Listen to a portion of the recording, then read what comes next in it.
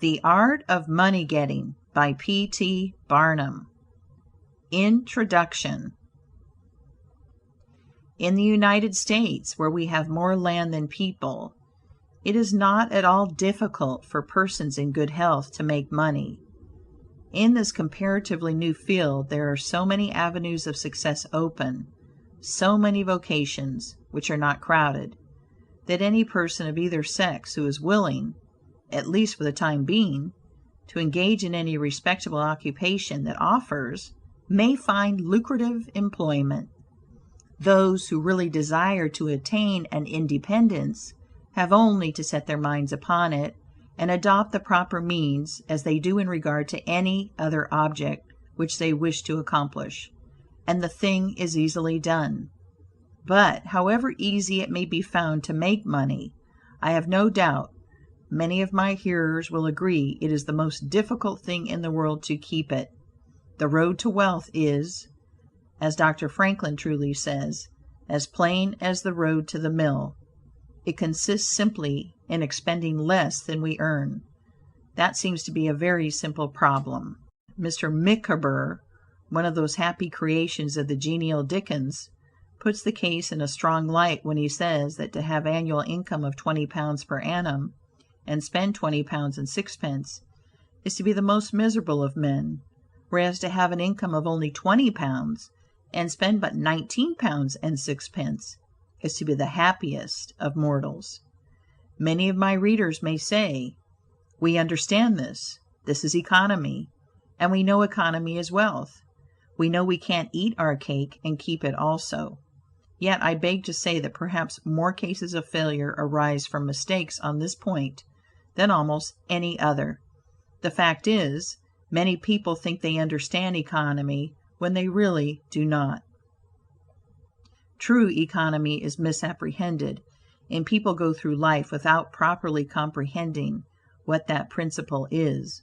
One says, "I have an income of so much, and here is my neighbor who has the same, yet every year he gets something ahead and I fall short. Why is it? I know all about economy." He thinks he does, but he does not. There are men who think that economy consists in saving cheese parings and candle ends, and cutting off 2d. from the laundress bill, and doing all sorts of little, mean, dirty things. Economy is not meanness. The misfortune is, also, that the class of persons let their economy apply in only one direction. They fancy they are so wonderfully economical in saving a halfpenny, where they ought to send 2d, that they think they can afford to squander in other directions. A few years ago, before kerosene oil was discovered or thought of, one might stop overnight at almost any farmer's house in the agricultural districts and get a very good supper, but after supper he might attempt to read in the sitting room and would find it impossible with the inefficient light of one candle. The hostess, seeing his dilemma, would say, "It is rather difficult to read here in evenings. The proverb says you must have a ship at sea in order to be able to burn 2 candles at once. We never have an extra candle except on extra occasions. These extra occasions occur perhaps twice a year. In this way the good woman saves $5, $6, or $10 in that time. But the information which might be derived from having the extra light would, of course, far outweigh a ton of candles." But the trouble does not end here. Feeling that she is so economical in tallow candies, she thinks she can afford to go frequently to the village and spend $20 or $30 for ribbons and furbelows, many of which are not necessary. This false connote may frequently be seen in men of business, and in those instances it often runs to writing paper. You find good businessmen who save all the old envelopes and scraps, and would not tear a new sheet of paper if they could avoid it for the world. This is all very well. They may in this way save $5 or $10 a year, but being so economical, only in note paper, they think they can afford to waste time, to have expensive parties, and to drive their carriages. This is an illustration of Dr. Franklin's saving at the spigot and wasting at the bunghole, penny wise and pound foolish. Punch, in speaking of this one idea class of people, says, "They are like the man who bought a penny herring for his family's dinner and then hired a coach and four to take it home. I never knew a man to succeed by practicing this kind of economy. True economy consists in always making the income exceed the outgo. Wear the old clothes a little longer if necessary. Dispense with the new pair of gloves. Mend the old dress. Live on plainer food if need be, so that, under all circumstances, unless some unforeseen accident occurs, there will be a margin in favor of the income. A penny here and a dollar there, placed at interest, goes on accumulating, and in this way the desired result is attained. It requires some training, perhaps, to accomplish this economy, but when once used to it, you will find there is more satisfaction in rational saving than in irrational spending. Here is a recipe which I recommend. I have found it to work an excellent cure for extravagance, and especially for mistaken economy. When you find that you have no surplus at the end of the year, and yet have a good income, I advise you to take a few sheets of paper and form them into a book, and mark down every item of expenditure. Post it every day or week in 2 columns, one headed necessaries or even comforts, and the other headed luxuries, and you will find that the latter column will be double, treble, and frequently 10 times greater than the former. The real comforts of life cost but a small portion of what most of us can earn. Dr. Franklin says, "It is the eyes of others and not our own eyes which ruin us." If all the world were blind except myself, I should not care for fine clothes or furniture. It is the fear of what Mrs. Grundy may say that keeps the noses of many worthy families to the grindstone. In America, many persons like to repeat, "We are all free and equal," but it is a great mistake in more senses than one. That we are born free and equal is a glorious truth in one sense, yet we are not all born equally rich, and we never shall be. One may say, there is a man who has an income of $50,000 per annum, while I have but $1,000. I knew that fellow when he was poor like myself. Now he is rich and thinks he is better than I am. I will show him that I am as good as he is. I will go and buy a horse and buggy. No, I cannot do that, but I will go and hire one and ride this afternoon on the same road that he does, and thus prove to him that I am as good as he is. My friend, you need not take that trouble. You can easily prove that you are as good as he is. You have only to behave as well as he does, but you cannot make anybody believe that you are as rich as he is. Besides, if you put on these airs, waste your time and spend your money, your poor wife will be obliged to scrub her fingers off at home and buy her tea 2 ounces at a time and everything else in proportion, in order that you may keep up appearances and, after all, deceive nobody. On the other hand, Mrs. Smith may say that her next-door neighbor married Johnson for his money, and everybody says so. She has a nice $1,000 camel's hair shawl, and she will make Smith get her an imitation one, and she will sit in a pew right next to her neighbor in church, in order to prove that she is her equal. My good woman, you will not get ahead in the world if your vanity and envy thus take the lead.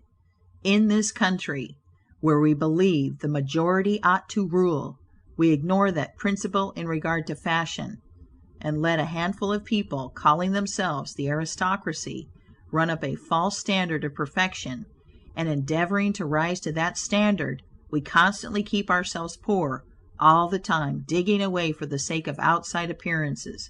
How much wiser to be a law unto ourselves and say, we will regulate our outgo by our income, and lay up something for a rainy day.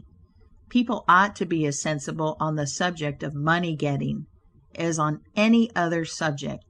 Like causes produces like effects. You cannot accumulate a fortune by taking the road that leads to poverty. It needs no prophet to tell us that those who live fully up to their means, without any thought of a reverse in this life, can never attain a pecuniary independence.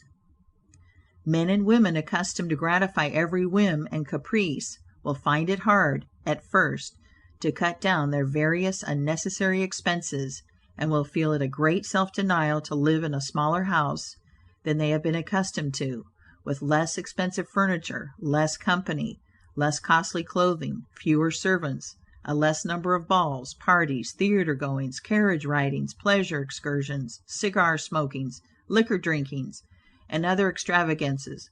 But, after all, if they will try the plan of laying by a nest egg, or in other words, a small sum of money, at interest or judiciously invested in land, they will be surprised at the pleasure to be derived from constantly adding to their little pile, as well as from all the economical habits which are engendered by this course. The old suit of clothes and the old bonnet and dress will answer for another season.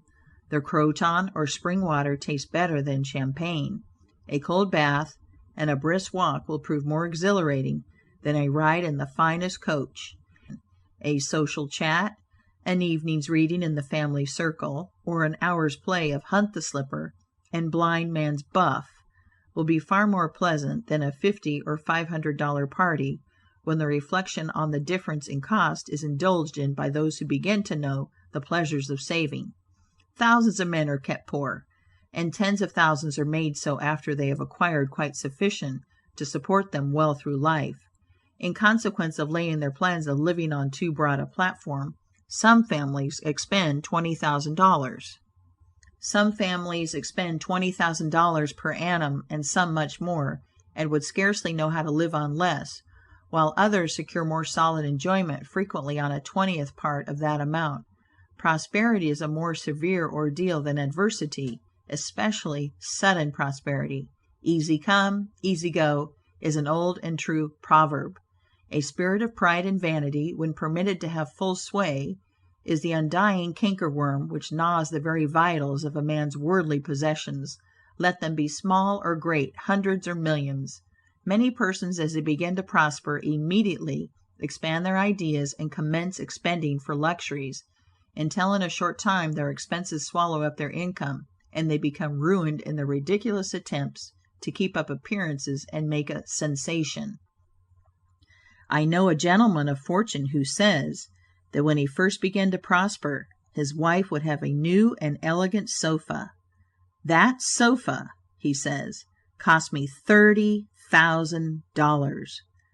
When the sofa reached the house, it was found necessary to get chairs to match, then sideboards, carpets, and tables to correspond with them, and so on through the entire stock of furniture, when at last it was found that the house itself was quite too small and old-fashioned for the furniture, and a new one was built to correspond with the new purchases.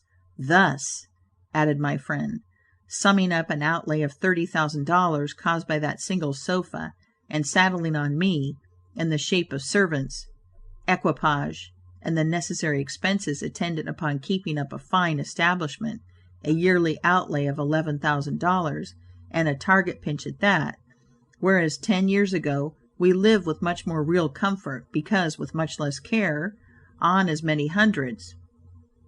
The truth is, he continued, that sofa would have brought me to inevitable bankruptcy, had not a most unexampled title to prosperity kept me above it, and had I not checked the natural desire to cut a dash. The foundation of success in life is good health. That is a substratum fortune. It is also the basis of happiness. A person cannot accumulate a fortune very well when he is sick. He has no ambition, no incentive, no force. Of course, there are those who have bad health and cannot help it. You cannot expect that such persons can accumulate wealth, but there are a great many in poor health who need not be so. If, then, sound health is the foundation of success and happiness in life, how important is it that we should study the laws of health, which is but another expression for the laws of nature. The nearer we keep to the laws of nature, the nearer we are to good health. And yet how many persons there are who pay no attention to natural laws, but absolutely transgress them, even against their own natural inclination. We ought to know that the sin of ignorance is never winked at in regard to the violation of nature's laws. Their infraction always brings the penalty. A child may thrust its finger into the flames without knowing it will burn, and so suffers repentance, even will not stop the smart. Many of our ancestors knew very little about the principle of ventilation. They did not know much about oxygen, whatever other gin they might have been acquainted with, and consequently they built their houses with little 7 by 9 feet bedrooms, and these good old pious Puritans would lock themselves up in one of these cells, say their prayers, and go to bed.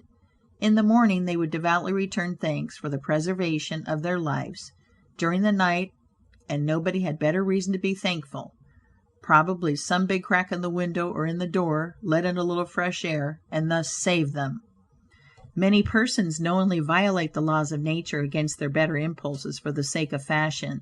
For instance, there's one thing that nothing living except a vile worm ever naturally loved, and that is tobacco. Yet how many persons there are who deliberately train in a natural appetite, and overcome this implanted aversion for tobacco to such a degree that they get to love it. They have got hold of a poisonous, filthy weed, or rather that takes a firm hold of them. Here are married men who run about spitting tobacco juice on the carpet and floors, and sometimes even upon their wives' bedsides. They do not kick their wives out of doors like drunken men, but their wives, I have no doubt, often wish they were outside of the house. Another perilous feature is that this artificial appetite, like jealousy, grows by what it feeds on. When you love that which is unnatural, a stronger appetite is created for the hurtful thing than the natural desire for what is harmless. There is an old proverb which says that habit is second nature, but an artificial habit is stronger than nature. Take, for instance, an old tobacco chewer. His love for the quid is stronger than his love for any particular kind of food. He can give up roast beef easier than give up the weed. Young lads regret that they are not men. They would like to go to bed boys and wake up men. And to accomplish this, they copy the bad habits of their seniors. Little Tommy and Johnny see their fathers or uncles smoke a pipe, and they say, "If I could only do that, I would be a man too." Uncle John has gone out and left his pipe of tobacco. Let us try it. They take a match and light it, and then puff away. "We will learn to smoke. Do you like it, Johnny?" That lad dolefully replies, "Not very much. It tastes bitter." By and by he grows pale, but he persists, and he soon offers up a sacrifice on the altar of fashion. But the boys stick to it and persevere, until at last they conquer their natural appetites and become the victims of acquired tastes. I speak by the book, for I've noticed its effects on myself, having gone so far as to smoke 10 or 15 cigars a day, although I have not used the weed during the last 14 years, and never shall again. The more a man smokes, the more he craves smoking. The last cigar smoked simply excites the desire for another, and so on, incessantly. Take the tobacco chewer. In the morning, when he gets up, he puts a quid in his mouth and keeps it there all day, never taking it out except to exchange it for a fresh one, or when he is going to eat. Oh, yes, at intervals during the day and evening, many a chewer takes out the quid and holds it in his hand long enough to take a drink, and then pop it goes back again. This simply proves that the appetite for rum is even stronger than that for tobacco. When the tobacco chewer goes to your country seat, and you show him your grapery and fruit house, and the beauties of your garden, when you offer him some fresh ripe fruit, and say, "My friend, I have got here the most delicious apples and pears and peaches and apricots. I have imported them from Spain, France, and Italy. Just see those luscious grapes. There's nothing more delicious nor more healthy than ripe fruit, so help yourself. I want to see you delight yourself with these things." He will roll the dear quid under his tongue and answer, "No, I thank you. I have got tobacco in my mouth." His palate has become narcotized by the noxious weed, and he has lost, in a great measure, the delicate and inviolable taste for fruits. This shows what expensive, useless, and injurious habits men will get into. I speak from experience. I have smoked until I trembled like an aspen leaf. The blood rushed to my head, and I had a palpitation of the heart, which I thought was heart disease, till I was almost killed with fright. When I consulted my physician, he said, "Break off tobacco using." I was not only injuring my health and spending a great deal of money, but I was setting a bad example. I obeyed his counsel. No young man in the world ever looked so beautiful as he thought he did behind a 15-cent cigar or a meerschaum. These remarks apply with tenfold force to the use of intoxicating drinks. To make money requires a clear brain. A man has got to see that 2 and 2 make 4. He must lay all his plans with reflection and forethought, and closely examine all the details and the ins and outs of business. As no man can succeed in business unless he has a brain to enable him to lay his plans and reason to guide him in their execution, so, no matter how bountifully a man may be blessed with intelligence, if the brain is muddled and his judgment warped by intoxicating drinks, it is impossible for him to carry on business successfully. How many good opportunities have passed, never to return, while a man was sipping a social glass with his friend? How many foolish bargains have been made under the influence of the nervine, which temporarily makes its victim think he is rich? How many important chances have been put off until tomorrow, and then forever, because the wine cup has thrown the system into a state of lassitude, neutralizing the energy so essential to success in business?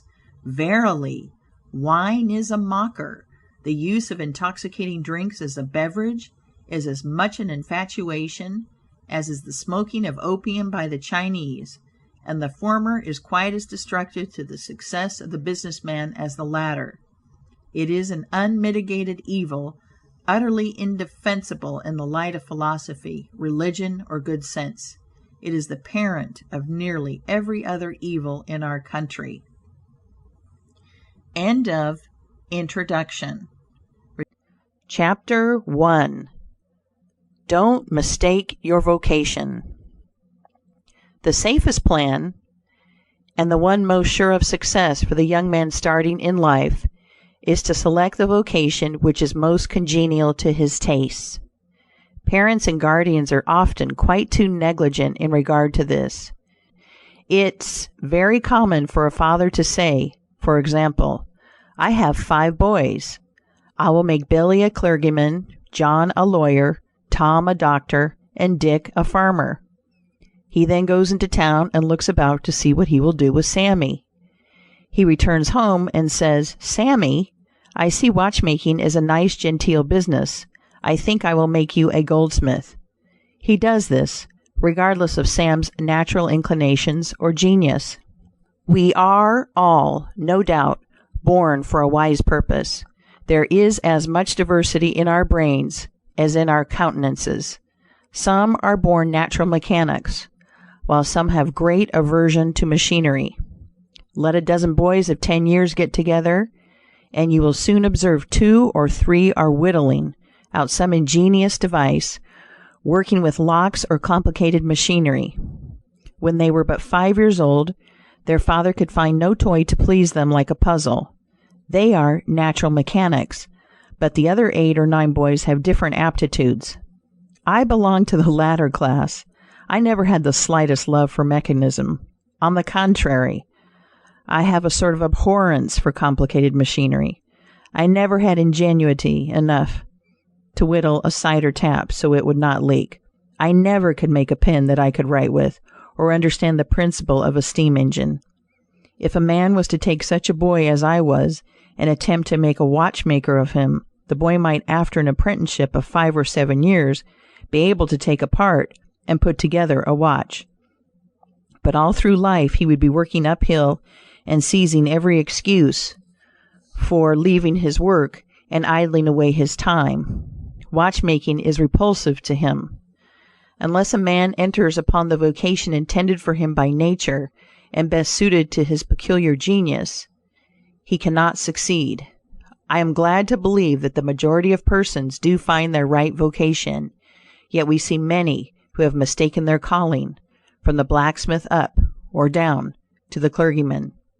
You will see, for instance, that extraordinary linguist, the learned blacksmith, who ought to have been a teacher of languages, and you may have seen lawyers, doctors, and clergymen who were better fitted by nature for the anvil or the lapstone. End of Chapter 1. Chapter 2. Select the right location.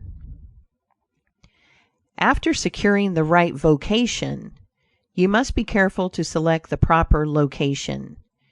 You may have been cut out for a hotel keeper, and they say it requires a genius to know how to keep a hotel. You might conduct a hotel like clockwork and provide satisfactorily for 500 guests every day. Yet, if you should locate your house in a small village where there is no railroad communication or public travel, the location would be your ruin. It is equally important that you do not commence business where there are already enough to meet all demands in the same occupation. I remember a case which illustrates this subject.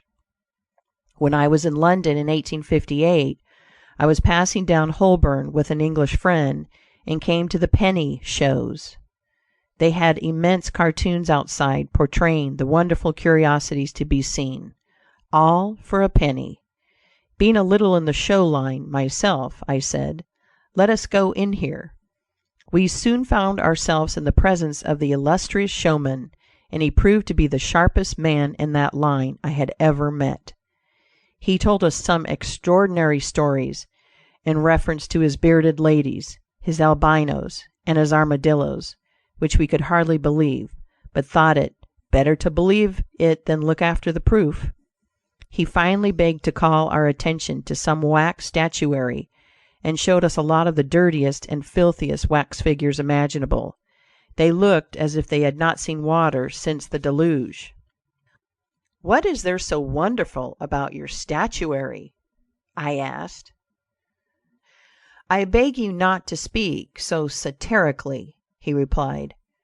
"Sir, these are not Madame Tussaud's wax figures, all covered with glit and tinsel and imitation diamonds and copied from engravings and photographs. Mine, sir, were taken from life. Whenever you look upon one of those figures, you may consider that you are looking upon the living individual." Glancing casually at them, I saw one labeled Henry VIII, and feeling a little curious upon seeing that it looked like Calvin Edson, the living skeleton, I said, "Do you call that Henry VIII?" He replied, "Certainly, sir. It was taken from life at Hampton Court by special order of His Majesty on such a day." He would have given the hour of the day if I had resisted. I said, "Everybody knows that Henry VIII was a great stout old king, and that figure is lean and lank. What do you say to that?" "Why," he replied, "you would be lean and lank yourself if you sat there as long as he has." There was no resisting such arguments. I said to my English friend, "Let us go out. Do not tell him who I am. I show the white feather. He beats me." He followed us to the door, and seeing the rabble in the street, he called out, "Ladies and gentlemen, I beg to draw your attention to the respectable character of my visitors," pointing to us as we walked away. I called upon him a couple of days afterwards, told him who I was, and said, "My friend, you are an excellent showman, but you have selected a bad location." He replied, "This is true, sir. I feel that all my talents are thrown away, but what can I do?" "You can go to America," I replied. "You can give full play to your faculties over there. You will find plenty of elbow room in America. I will engage you for 2 years. After that, you will be able to go on your own account." He accepted my offer, and remained 2 years in my New York museum. He then went to New Orleans and carried on a traveling show business during the summer. Today he is worth $60,000 simply because he selected the right vocation and also secured the proper location. The old proverb says, "3 removes are as bad as a fire," but when a man is in the fire, it matters but little how soon or how often he removes. End of Chapter 2. Chapter 3. Avoid debt. Young men starting in life should avoid running into debt. There is scarcely anything that drags a person down like debt. It is a slavish position to get in, yet we find many a young man, hardly out of his teens, running in debt. He meets a chum and says, "Look at this. I have got trusted for a new suit of clothes." He seems to look upon the clothes as so much given to him. Well, it frequently is so, but if he succeeds in paying and then gets trusted again, he is adopting a habit which will keep him in poverty through life. Debt robs a man of his self-respect and makes him almost despise himself, grunting and groaning and working for what he has eaten up or worn out, and now when he is called upon to pay up, he has nothing to show for his money. This is properly termed working for a dead horse. I do not speak of merchants buying and selling on credit, or of those who buy on credit in order to turn the purchase to a profit. The old Quaker said to his farmer's son, "John, never get trusted, but if thee gets trusted for anything, let it be for manure, because that will help thee pay it back again." Mr. Beecher advised young men to get in debt, if they could, to a small amount in the purchase of land in the country districts. If a young man, he says, will only get in debt for some land and then get married, these two things will keep him straight, or nothing will. This may be safe to a limited extent, but getting in debt for what you eat and drink and wear is to be avoided. Some families have a foolish habit of getting credit at the stores, and thus frequently purchase many things which might have been dispensed with. It is all very well to say, "I have got trusted for 60 days, and if I don't have the money, the creditor will think nothing about it." There is no class of people in the world who have such good memories as creditors. When the 60 days run out, you will have to pay. If you do not pay, you will break your promise, and probably resort to a falsehood. You may make some excuse or get in debt elsewhere to pay it, but that only involves you the deeper. A good-looking, lazy young fellow, who was the apprentice boy, Horatio, his employer said, "Horatio, did you ever see a snail?" "I think I have," he drawled out. "You must have met him then, for I am sure you never overtook one," said the boss. Your creditor will meet you or overtake you and say, "Now, my young friend, you agreed to pay me. You have not done it. You must give me your note." You give the note on interest, and it commences working against you. It is a dead horse. The creditor goes to bed at night and wakes up in the morning better off than when he retired to bed, because his interest has increased during the night. But you grow poorer while you are sleeping, for the interest is accumulating against you.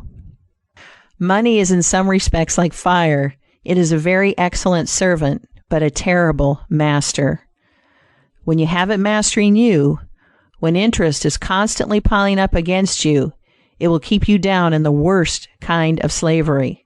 But let money work for you, and you have the most devoted servant in the world. It is no I servant. There is nothing animate or inanimate that will work so faithfully as money when placed at interest well secured.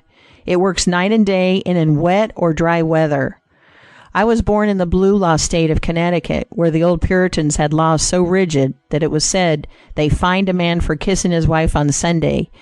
Yet these rich old Puritans would have thousands of dollars at interest, and on Saturday night would be worth a certain amount.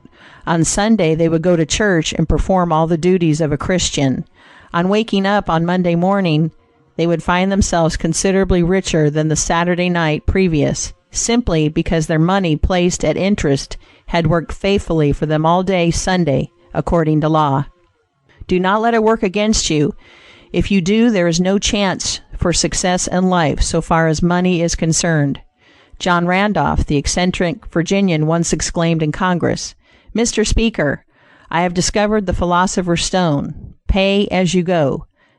This is, indeed, nearer to the philosopher's stone than any alchemist has ever yet arrived. End of Chapter 3. Chapter 4.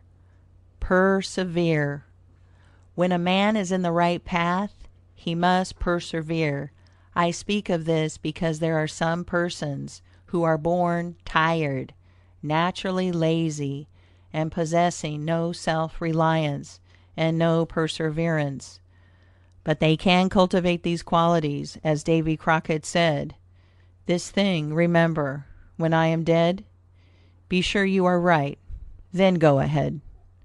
It is this go-aheadiveness, this determination not to let the horrors or the blues take possession of you, so as to make you relax your energies in the struggle for independence, which you must cultivate. How many have almost reached the goal of their ambition, but, losing faith in themselves, have relaxed their energies, and the golden prize has been lost forever. It is, no doubt, often true, as Shakespeare says, there is a tide in the affairs of men, which, taking at the floods, leads on to fortune. If you hesitate, some bolder hand will stretch out before you and get the prize. Remember the proverb of Solomon, he becometh poor that dealeth with a slack hand, but the hand of the diligent maketh rich. Perseverance is sometimes but another word for self-reliance. Many persons naturally look on the dark side of life and borrow trouble. They are born so. Then they ask for advice, and they will be governed by one wind and blown by another, and cannot rely upon themselves. Until you can get so that you can rely upon yourself, you need not expect to succeed. I have known men, personally, who have met with pecuniary reverses, and absolutely committed suicide, because they thought they could never overcome their misfortune. But I have known others who have met more serious financial difficulties, and have bridged them over by simple perseverance, aided by a firm belief that they were doing justly, and that Providence would overcome evil with good. You will see this illustrated in any sphere of life. Take two generals.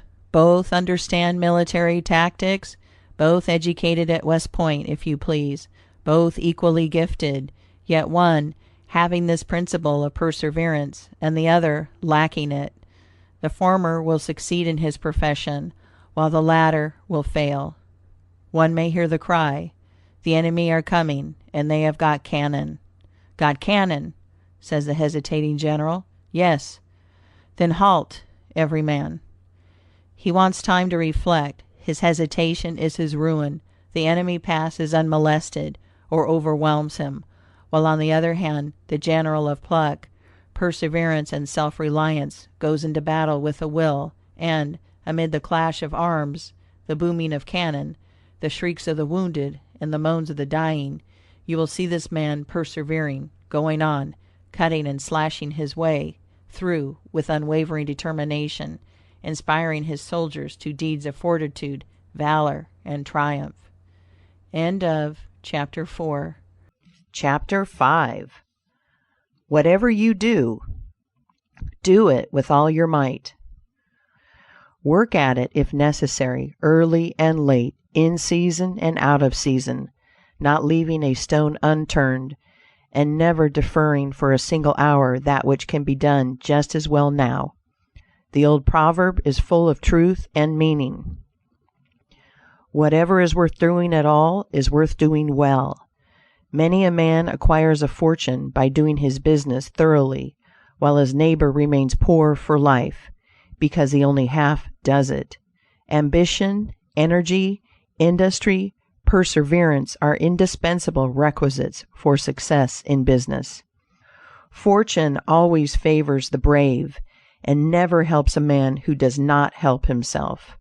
It won't do to spend your time like Mr. Micawber in waiting for something to turn up. To such men, one of two things usually turns up: the poorhouse or the jail. For idleness breeds bad habits, and clothes a man in rags. The poor spendthrift vagabond says to a rich man, "I have discovered there is enough money in the world for all of us. If it was equally divided, this must be done, and we shall all be happy together." "But," was the response, "if everybody was like you, it would be spent in 2 months, and what would you do then?" "Oh, divide again. Keep dividing, of course." I was recently reading in a London paper an account of a like philosophic pauper who was kicked out of a cheap boarding house because he could not pay his bill, but he had a roll of papers sticking out of his coat pocket, which upon examination proved to be his plan for paying off the national debt of England without the aid of a penny. People have got to do as Cromwell said, not only trust in Providence, but keep the powder dry. Do your part of the work, or you cannot succeed. Mahomet, one night, while encamping in the desert, overheard one of his fatigued followers remark, "I will lose my camel, and trust it to God." "No, no, not so," said the prophet. "Tie thy camel and trust it to God. Do all you can for yourselves, and then trust to Providence, or luck, or whatever you please to call it, for the rest." Depend upon your own personal exertions. The eye of the employer is often worth more than the hands of a dozen employees. In the nature of things, an agent cannot be so faithful to his employer as to himself. Many who are employers will call to mind instances where the best employee have overlooked important points, which could not have escaped their own observation as a proprietor. No man has a right to expect to succeed in life unless he understands his business, and nobody can understand his business thoroughly unless he learns it by personal application and experience. A man may be a manufacturer. He has got to learn the many details of his business personally. He will learn something every day, and he will find he will make mistakes nearly every day. And these very mistakes are helps to him in the way of experiences, if he but heeds them. He will be like the Yankee tin peddler who, having been cheated as to quality in the purchase of his merchandise, said, "All right, there's a little information to be gained every day. I will never be cheated in that way again." Thus a man buys his experience, and it is the best kind if not purchased at too dear a rate. I hold that every man should, like Cuvier, the French naturalist, thoroughly know his business. So proficient was he in the study of natural history, that you might bring to him the bone, or even a section of a bone of an animal, which he had never seen described, and, reasoning from analogy, he would be able to draw a picture of the object from which the bone had been taken. On one occasion his students attempted to deceive him. They rolled one of their number in a cowskin, and put him under the professor's table as a new specimen. When the philosopher came into the room, some of the students asked him what animal it was. Suddenly the animal said, "I am the devil, and I am going to eat you." It was but natural that Cuvier should desire to classify this creature, and examining it intently, he said, "Divided hoof, graminivorous, it cannot be done." He knew that an animal with a split hoof must live upon grass and grain, or other kind of vegetation, and would not be inclined to eat flesh, dead or alive, so he considered himself perfectly safe. The possession of a perfect knowledge of your business is an absolute necessity in order to insure success. Among the maxims of the elder, Rothschild was one, all apparent paradox: "Be cautious and bold." This seems to be a contradiction in terms, but it is not, and there is great wisdom in the maxim. It is, in fact, a condensed statement of what I have already said. It is to say, you must exercise your caution in laying your plans, but be bold in carrying them out. A man who is all caution will never dare to take hold and be successful, and a man who is all boldness is merely reckless and must eventually fail. A man may go on 'change and make $50,000 or $100,000 in speculating in stocks at a single operation, but if he has simple boldness without caution, it is mere chance, and what he gains today he will lose tomorrow. You must have both the caution and the boldness to insure success. The Rothschilds have another maxim: never have anything to do with an unlucky man or place. That is to say, never have anything to do with a man or place which never succeeds, because although a man may appear to be honest and intelligent, yet if he tries this or that thing and always fails, it is on account of some fault or infirmity that you may not be able to discover, but nevertheless which must exist. There is no such thing in the world as luck. There never was a man who could go out in the morning and find a purse full of gold in the street today, and another tomorrow, and so on, day after day. He may do so once in his life, but so far as mere luck is concerned, he is as liable to lose it as to find it. Like causes produce like effects. If a man adopts the proper methods to be successful, luck will not prevent him. If he does not succeed, there are reasons for it, although perhaps he may not be able to see them. End of Chapter 5. Chapter 6. Use the best tools. Men and engaging employees should be careful to get the best. Understand, you cannot have too good tools to work with. And there is no tool you should be so particular about as living tools.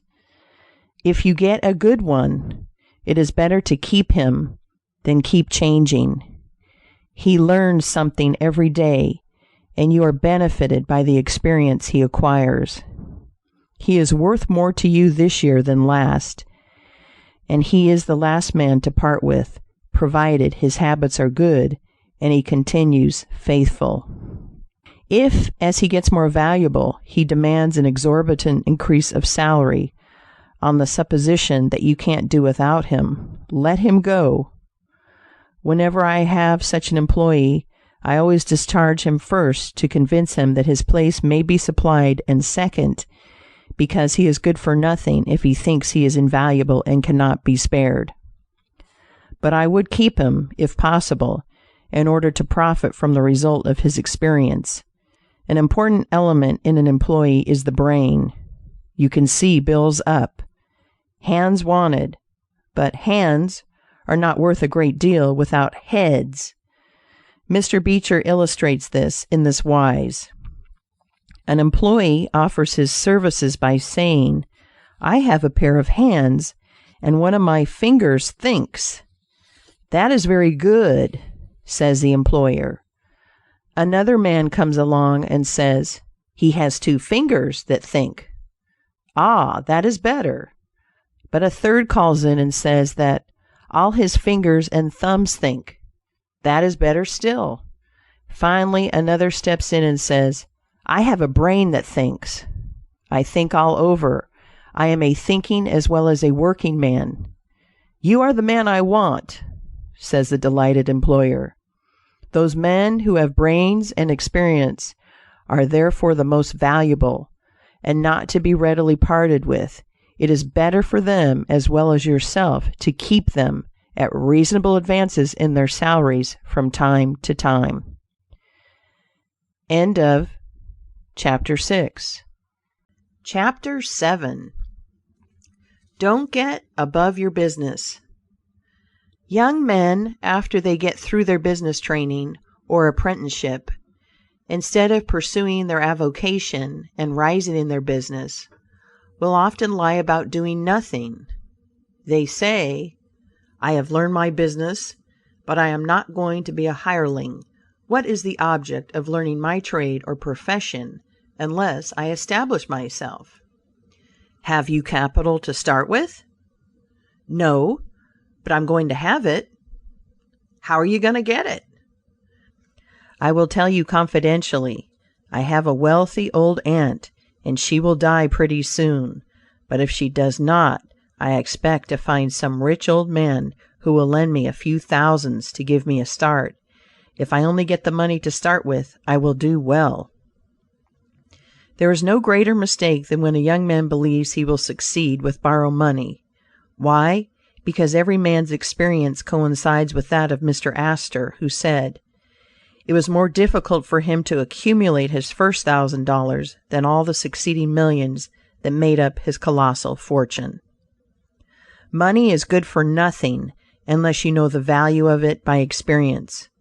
Give a boy $20,000 and put him in business, and the chances are that he will lose every dollar of it before he is a year older, like buying a ticket in the lottery and drawing a prize. It is easy come, easy go. He does not know the value of it. Nothing is worth anything unless it costs effort. Without self-denial and economy, patience and perseverance, and commencing with capital which you have not earned, you are not sure to succeed in accumulating. Young men, instead of waiting for dead men's shoes, should be up and doing, for there is no class of persons who are so unaccommodating in regard to dying as these rich old people, and it is fortunate for the expectant heirs that it is so. 9 out of 10 of the rich men of our country today started out in life as poor boys, with determined wills, industry, perseverance, economy, and good habits. They went on gradually, made their own money, and saved it, and this is the best way to acquire a fortune. Stephen Girard started life as a poor cabin boy and died worth $9 million. A.T. Stewart was a poor Irish boy, and he paid taxes on $1.5 million of income per year. John Jacob Astor was a poor farmer boy and died worth 20 millions. Cornelius Vanderbilt began life rowing a boat from Staten Island to New York. He presented our government with a steamship worth $1 million and died worth 50 million. There is no royal road to learning, says the proverb. I may say it is equally true. There is no royal road to wealth, but I think there is a royal road to both. The road to learning is a royal one, the road that enables the student to expand his intellect and add every day to his stock of knowledge, until in the pleasant process of intellectual growth he is able to solve the most profound problems, to count the stars, to analyze every atom of the globe, and to measure the firmament that is a regal highway, and it is the only road worth traveling. So, in regard to wealth, go on in confidence, study the rules, and above all things, study human nature, for the proper study of mankind is man, and you will find that while expanding the intellect and the muscles, your enlarged experience will enable you every day to accumulate more and more principle, which will increase itself by interest and otherwise, until you arrive at a state of independence. You will find, as a general thing, that the poor boys get rich and the rich boys get poor. For instance, a rich man at his decease leaves a large estate to his family. His eldest sons, who have helped him earn his fortune, know by experience the value of money, and they take their inheritance and add to it. The separate portions of the young children are placed at interest, and the little fellows are patted on the head and told a dozen times a day, "You are rich. You will never have to work. You can always have whatever you wish, for you were born with a golden spoon in your mouth." The young heir soon finds out what that means. He has the finest dresses and playthings. He is crammed with sugar candies and almost killed with kindness, and he passes from school to school, petted and flattered. He becomes arrogant and self-conceited, abuses his teachers, and carries everything with a high hand. He knows nothing of the real value of money, having never earned any, but he knows all about the golden spoon business. At college he invites his poor fellow students to his room, where he wines and dines them. He is cajoled and caressed, and called a glorious good fellow, because he is so lavish of his money. He gives his game suppers, drives his fast horses, invites his chums to fetes and parties, determined to have lots of good times. He spends the night in frolics and debauchery, and leads off his companions with the familiar song, "We won't go home till morning." He gets them to join him in pulling down signs, taking gates from their hinges, and throwing them into backyards and horse ponds. If the police arrest them, he knocks them down, is taken to the lockup, and joyfully foots the bills. "Ah, my boys," he cries, "what is the use of being rich if you can't enjoy yourself?" He might more truly say, if you can't make a fool of yourself, but he is fast, hates slow things, and doesn't see it. Young men loaded down with other people's money are almost sure to lose all they inherit, and they acquire all sorts of bad habits which, in the majority of cases, ruin them in health, purse, and character. In this country, one generation follows another, and the poor of today are rich in the next generation or the third. Their experience leads them on, and they become rich, and they leave vast riches to their young children. These children, having been reared in luxury, are inexperienced and get poorer, and after long experience, another generation comes on and gathers up riches again in turn, and thus history repeats itself. And happy is he who, by listening to the experience of others, avoids the rocks and shoals on which so many have been wrecked. In England, the business makes the man. If a man in that country is a mechanic or working man, he is not recognized as a gentleman. On the occasion of my first appearance before Queen Victoria, the Duke of Wellington asked me what sphere in life General Tom Thumb's parents were in. "His father is a carpenter," I replied. "Oh, I had heard he was a gentleman," was the response of His Grace. In this republican country, the man makes the business.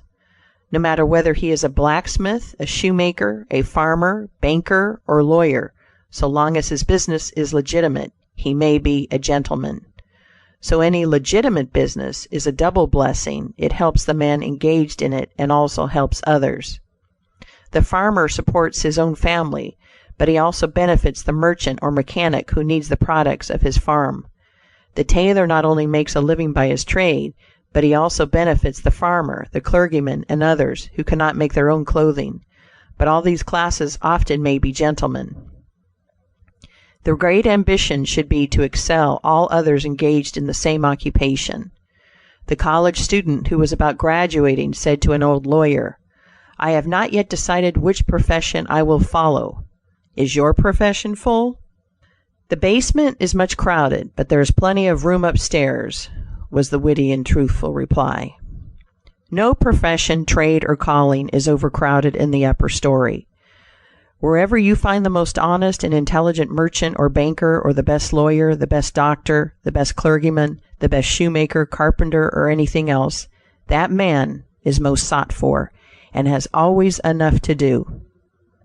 As a nation, Americans are too superficial. They are striving to get rich quickly. They do not generally do their business as substantially and thoroughly as they should. But whoever excels all others in his own line, if his habits are good and his integrity undoubted, cannot fail to secure abundant patronage, and the wealth that naturally follows.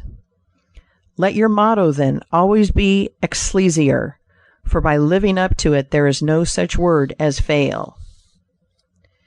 End of Chapter 7. Chapter 8. Learn something useful. Every man should make his son or daughter learn some useful trade or profession, so that in these days of changing fortunes, of being rich today and poor tomorrow, they may have something tangible to fall back upon. This provision might save many persons from misery, who by some expected turn of fortune have lost all their means. End of Chapter 8. Chapter 9. Let hope predominate, but be not too visionary. Many persons are always kept poor because they are too visionary. Every project looks to them like certain success, and therefore they keep changing from one business to another, always in hot water, always under the harrow.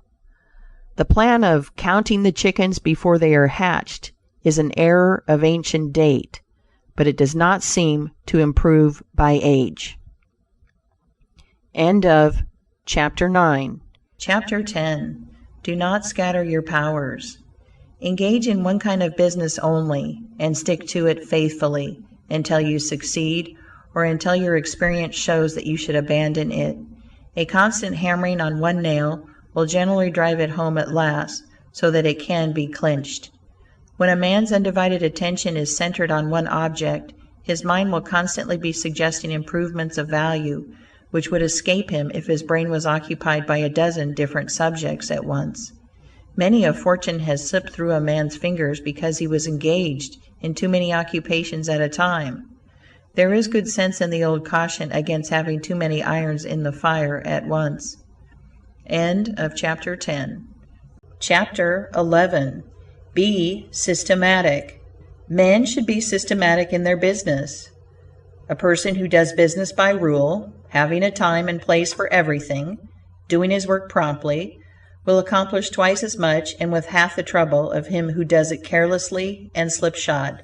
By introducing system into all your transactions, doing one thing at a time, always meeting appointments with punctuality, you find leisure for pastime and recreation, whereas the man who only half does one thing and then turns to something else and half does that will have his business at loose ends and will never know when his day's work is done, for it never will be done. Of course, there is a limit to all these rules. We must try to preserve the happy medium, for there is such a thing as being too systematic. There are men and women, for instance, who put away things so carefully that they can never find them again. It is too much like the red tape formality at Washington and Mr. Dickens' circumlocution office, all theory and no result. When the Astor House was first started in New York City, it was undoubtedly the best hotel in the country. The proprietors had learned a great deal in Europe regarding hotels, and the landlords were proud of the rigid system which pervaded every department of their great establishment. When 12 o'clock at night had arrived and there were a number of guests around, one of the proprietors would say, "Touch that bell, John," and in 2 minutes 60 servants with a water bucket in each hand would present themselves in the hall. "This," said the landlord, addressing its guests, "is our fire bell. It will show you we are quite safe here. We do everything systematically." This was before the Croton water was introduced into the city, but they sometimes carried their system too far. On one occasion, when the hotel was thronged with guests, one of the waiters was suddenly indisposed, and although there were 50 waiters in the hotel, the landlord thought he must have his full complement or his system would be interfered with.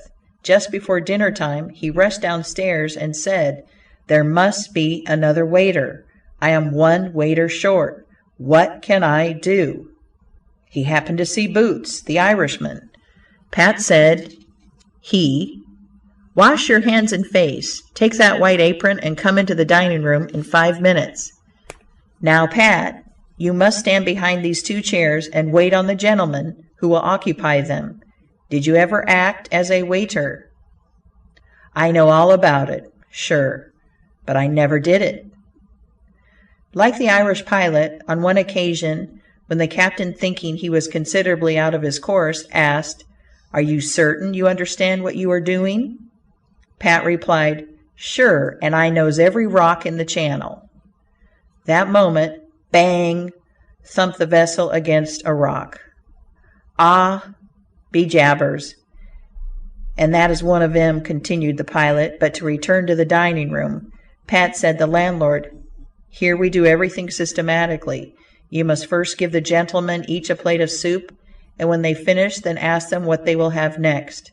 Pat replied, I understand perfectly the vartues of system." Very soon in came the guests. The plates of soup were placed before them. One of Pat's 2 gentlemen ate his soup. The other did not care for it. He said, "Waiter, take this plate away and bring me some fish." Pat looked at the untasted plate of soup, and remembering the instructions of the landlord in regard to system, replied, "Not till you have ate your supper." Of course, that was carrying system entirely too far. End of chapter 11. Chapter 12. Read the newspapers. Always take a trustworthy newspaper, and thus keep thoroughly posted in regard to the transactions of the world. He who is without a newspaper is cut off from his species. In these days of telegraphs and steam, many important inventions and improvements in every branch of trade are being made, and he who don't consult the newspapers will soon find himself and his business left out in the cold. End of chapter 12. Chapter 13. Beware of outside operations. We sometimes see men who have obtained fortune suddenly become poor. In many cases, this arises from intemperance and often from gaming and other bad habits. Frequently it occurs because a man has been engaged in outside operations of some sort. When he gets rich in his legitimate business, he is told of a grand speculation where he can make a score of thousands. He is constantly flattered by his friends, who tell him that he is born lucky, that everything he touches turns into gold. Now, if he forgets that his economical habits, his rectitude of conduct, and a personal attention to a business which he understood caused his success in life, he will listen to the siren voices. He says, "I will put in $20,000. I have been lucky, and my good luck will soon bring me back $60,000. A few days elapse, and it is discovered he must put in $10,000 more. Soon after he is told, "It is all right, but certain matters not foreseen require an advance of $20,000 more, which will bring him a rich harvest." But before the time comes around to realize, the bubble bursts. He loses all he is possessed of, and then he learns what he ought to have known at the first, that however successful a man may be in his own business, if he turns from that and engages ill a business which he don't understand, he is like Samson when shorn of his locks. His strength has departed, and he becomes like other men. If a man has plenty of money, he ought to invest something in everything that appears to promise success, and that will probably benefit mankind.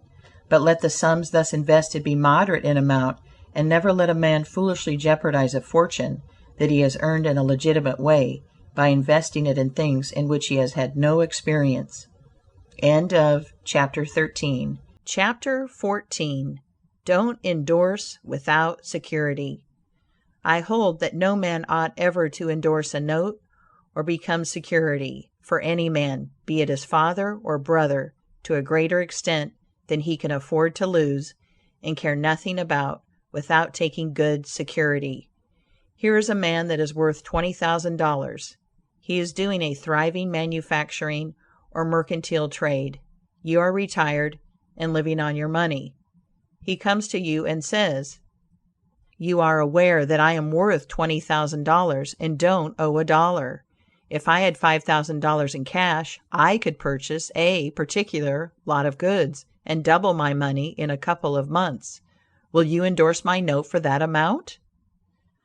You reflect that he is worth $20,000, and you incur no risk by endorsing his note. You like to accommodate him, and you lend your name without taking the precaution of getting security. Shortly after, he shows you the note with your endorsement canceled, and tells you, probably truly, that he made the profit that he expected by the operation. You reflect that you have done a good action, and the thought makes you feel happy. By and by, the same thing occurs again, and you do it again. You have already fixed the impression in your mind that it is perfectly safe to endorse his notes without security. But the trouble is, this man is getting money too easily. He has only to take your note to the bank, get it discounted, and take the cash. He gets money for the time being without effort, without inconvenience to himself. Now mark the result. He sees a chance for speculation outside of his business. A temporary investment of only $10,000 is required. It is sure to come back before a note at the bank would be due. He places a note for that amount before you. You sign it almost mechanically, being firmly convinced that your friend is responsible and trustworthy. You endorse his notes as a matter of course. Unfortunately, the speculation does not come to a head quite as soon as was expected, and another $10,000 note must be discounted to take up the last one when due. Before this note matures, the speculation has proved an utter failure, and all the money is lost. Does the loser tell his friend, the endorser, that he has lost half of his fortune? Not at all. He don't even mention that he has speculated at all, but he has got excited. The spirit of speculation has seized him. He sees others making large sums in this way. We seldom hear of the losers. And, like other speculators, he looks for his money where he loses it. He tries again. Endorsing notes has become chronic with you, and at every loss he gets your signature for whatever amount he wants. Finally, you discover your friend has lost all of his property and all of yours. You are overwhelmed with astonishment and grief, and you say, "It is a hard thing. My friend here has ruined me." But you should add, "I have also ruined him." If you had said in the first place, "I will accommodate you, but I never endorse without taking ample security," he could not have gone beyond the length of his tether, and he would never have been tempted away from his legitimate business. It is a very dangerous thing, therefore, at any time, to let people get possession of money too easily. It tempts them to hazardous speculations, if nothing more. Solomon truly said, "He that hateth suretiship is sure." So with the young man starting in business, let him understand the value of money by earning it. When he does understand its value, then grease the wheels a little in helping him to start business. But remember, men who get money with too great facility cannot usually succeed. You must get the first dollars by hard knocks and at some sacrifice in order to appreciate the value of those dollars. End of Chapter 14. Chapter 15. Advertise your business. We all depend more or less upon the public for our support. We all trade with the public: lawyers, doctors, shoemakers, artists, blacksmiths, showmen, opera stagers, railroad presidents, and college professors. Those who deal with the public must be careful that their goods are valuable, that they are genuine, and will give satisfaction. When you get an article which you know is going to please your customers, and that when they have tried it they will feel they have got their money's worth, then let the fact be known that you have got it. Be careful to advertise it in some shape or other, because it is evident that if a man has ever so good an article for sale, and nobody knows it, it will bring him no return. In a country like this, where nearly everybody reads, and where newspapers are issued and circulated in editions of 5,000 to 200,000, it would be very unwise if this channel was not taken advantage of to reach the public in advertising. A newspaper goes into the family and is read by wife and children, as well as the head of the home. Hence hundreds and thousands of people may read your advertisement while you are attending to your routine business. Many perhaps read it while you are asleep. The whole philosophy of life is, first sow, then reap. That is the way the farmer does. He plants his potatoes and corn, and sows his grain, and then goes about something else, and the time comes when he reaps. But he never reaps first and sows afterwards. This principle applies to all kinds of business, and to nothing more eminently than to advertising. If a man has a genuine article, there is no way in which he can reap more advantageously than by sowing to the public in this way. He must, of course, have a really good article, and one which will please his customers. Anything spurious will not succeed permanently, because the public is wiser than many imagine. Men and women are selfish, and we all prefer purchasing where we can get the most for our money, and we try to find out where we can most surely do so. You may advertise a spurious article and induce many people to call and buy at once, but they will denounce you as an impostor and swindler, and your business will gradually die out and leave you poor. This is right. Few people can safely depend upon chance custom. You all need to have your customers return and purchase again. A man said to me, "I have tried advertising. It did not succeed. Yet I have a good article." I replied, "My friend, there may be exceptions to a general rule, but how do you advertise?" "I put it in a weekly newspaper 3 times and paid $1.50 for it," I replied. "Sir, advertising is like learning. A little is a dangerous thing." A French writer says that the reader of a newspaper does not see the first mention of an ordinary advertisement. The second insertion he sees, but does not read. The third insertion he reads. The fourth insertion he looks at the price. The fifth insertion he speaks of it to his wife. The sixth insertion he is ready to purchase, and the seventh insertion he purchases.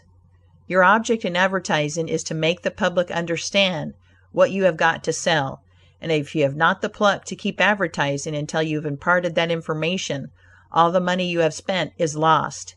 You are like the fellow who told the gentleman if he would give him 10 cents it would save him $1.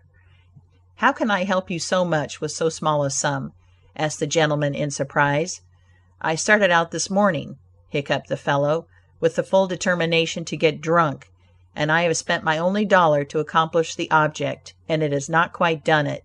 10 cents worth more of whiskey would just do it, and in this manner I should save the dollar already expended. So a man who advertises at all must keep it up until the public knows who and what he is and what his business is, or else the money invested in advertising is lost. Some men have a peculiar genius for writing a striking advertisement, one that will arrest the attention of the reader at first sight. This fact, of course, gives the advertiser a great advantage. Sometimes a man makes himself popular by a unique sign or a curious display in his window. Recently I observed a swing sign extending over the sidewalk in front of a store, on which was the inscription in plain letters. End of chapter 15. Chapter 16. Don't read the other side. Of course I did, and so did everybody else, and I learned that the man had made all independence by first attracting the public to his business in that way, and then using his customers well afterwards. Genin, the hatter, bought the first Jenny Lind ticket at auction for $225 because he knew it would be a good advertisement for him. "Who is the bidder?" said the auctioneer, as he knocked down that ticket at Castle Garden. "Genin, the hatter," was the response. Here were thousands of people from the Fifth Avenue and from distant cities and the highest stations in life. "Who is Genin, the hatter?" they exclaimed. They had never heard of him before. The next morning the newspapers and telegraph had circulated the facts from Maine to Texas, and from 5 to 10 millions of people had read that the tickets sold at auction for Jenny Lind's first concert amounted to about $20,000, and that a single ticket was sold at $225 to Genin the hatter. Men throughout the country involuntarily took off their hats to see if they had a Genin hat on their heads.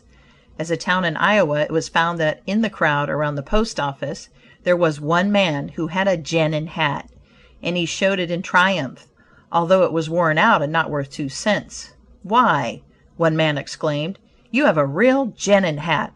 What a lucky fellow you are." Another man said, "Hang on to that hat. It will be a valuable heirloom in your family." Still another man in the crowd, who seemed to envy the possessor of this good fortune, said, "Come, give us all a chance. Put it up at auction." He did so, and it was sold as a keepsake for $9.50. What was the consequence to Mr. Genin? He sold 10,000 extra hats per annum the first 6 years. 9/10 of the purchasers bought of him, probably out of curiosity, and many of them, finding that he gave them an equivalent for their money, became his regular customers. This novel advertisement first struck their attention, and then, as he made a good article, they came again. Now I don't say that everybody should advertise as Mr. Genin did, but I say if a man has got goods for sale and he don't advertise them in some way, the chances are that some day the sheriff will do it for him. Nor do I say that everybody must advertise in a newspaper, or indeed use printer's ink at all. On the contrary, although that article is indispensable in the majority of cases, yet doctors and clergymen, and sometimes lawyers and some others, can more effectually reach the public in some other manner. But it is obvious they must be known in some way, else how could they be supported? End of chapter 16. Chapter 17. Be polite and kind to your customers. Politeness and civility are the best capital ever invested in business. Large stores, gilt signs, flaming advertisements will all prove unavailing if you or your employees treat your patrons abruptly. The truth is, the more kind and liberal a man is, the more generous will be the patronage bestowed upon him. Like begets like. The man who gives the greatest amount of goods of a corresponding quality for the least sum, still reserving for himself a profit, will generally succeed best in the long run.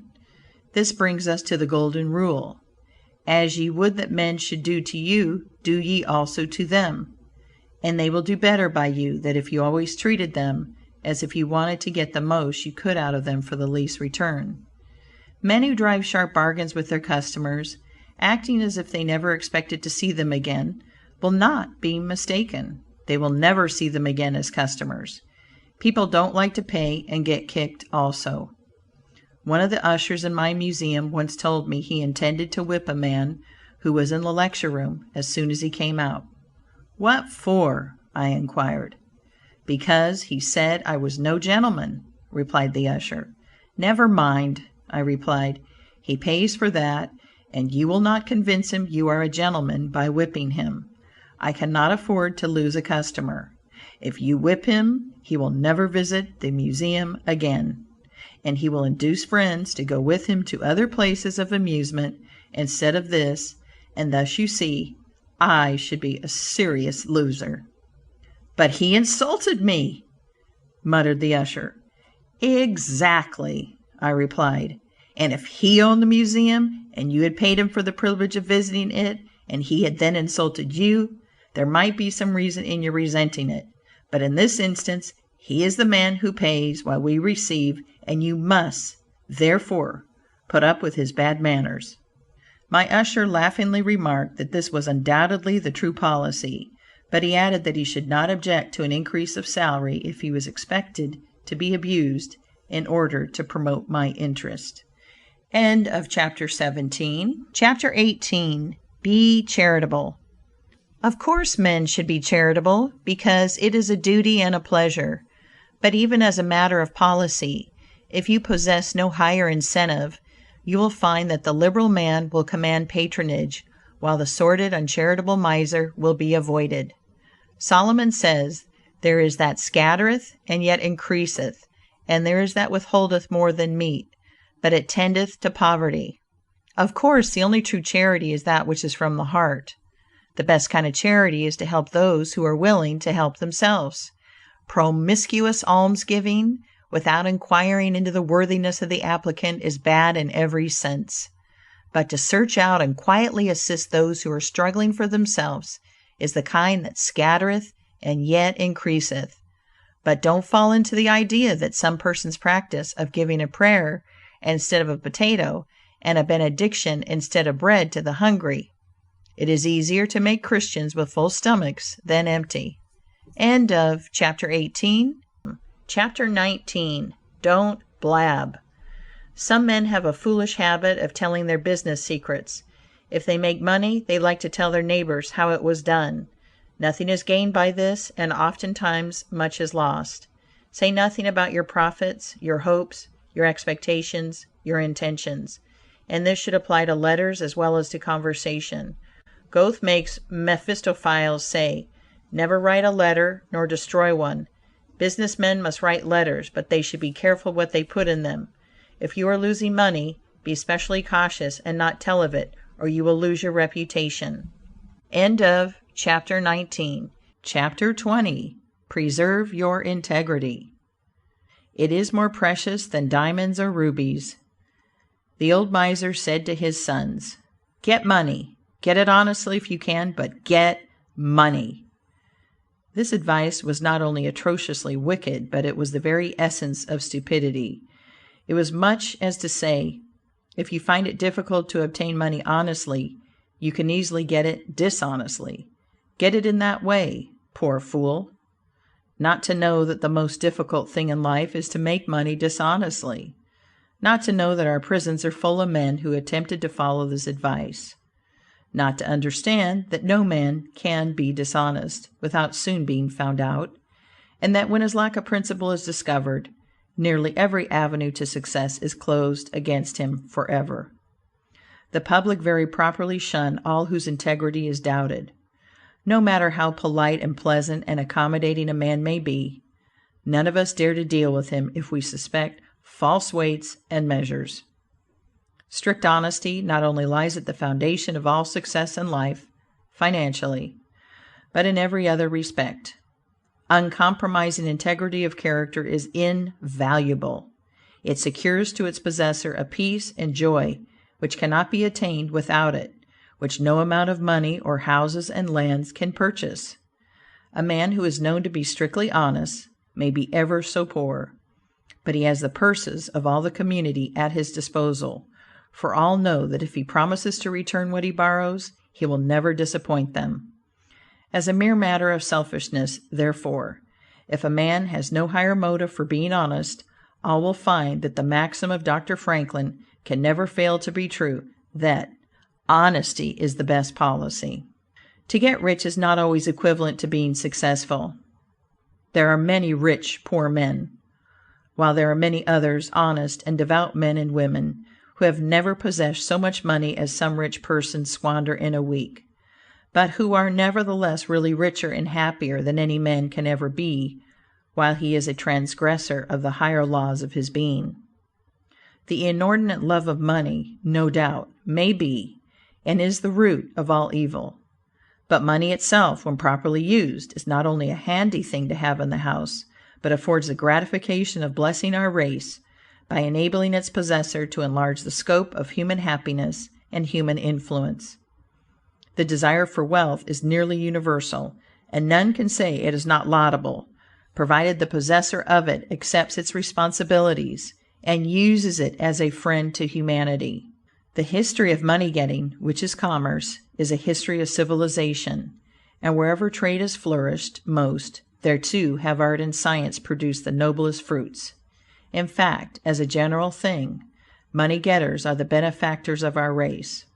To them, in a great measure, are we indebted for our institutions of learning and of art, our academies, colleges, and churches. It is no argument against the desire for, or the possession of wealth, to say that there are sometimes misers who hoard money only for the sake of hoarding, and who have had no higher aspiration than to grasp everything which comes within their reach. As we have sometimes hypocrites in religion and demagogues in politics, so there are occasionally misers among money getters. These, however, are only exceptions to the general rule. But when in this country we find such a nuisance and stumbling block as a miser, we remember with gratitude that in America we have no laws of primogeniture, and that in the due course of nature the time will come when the hoarded dust will be scattered for the benefit of mankind. To all men and women, therefore, do I conscientiously say, make money honestly and not otherwise. For Shakespeare has truly said, "He that wants money, means, and content is without 3 good friends." End of chapter 20. Recording by Jill Preston. End of The Art of Money Getting by P.T. Barnum. That was another timeless classic. Which book should we read next? Let me know in the comments. And don't forget to like, share, and subscribe.